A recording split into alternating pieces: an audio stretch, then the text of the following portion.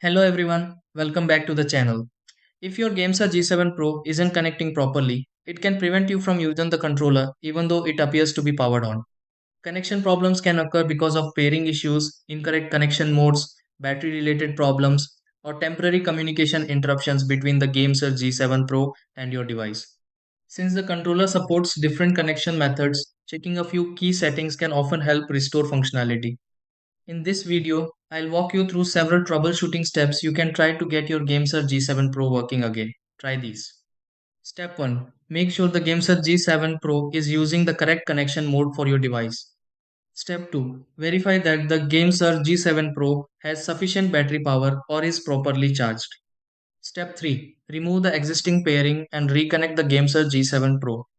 Step 4. Inspect the cable or wireless adapter used by the GameSir G7 Pro. Step 5. Restart the GameSir G7 Pro to refresh the connection. Step 6. Test the GameSir G7 Pro again and confirm it responds normally.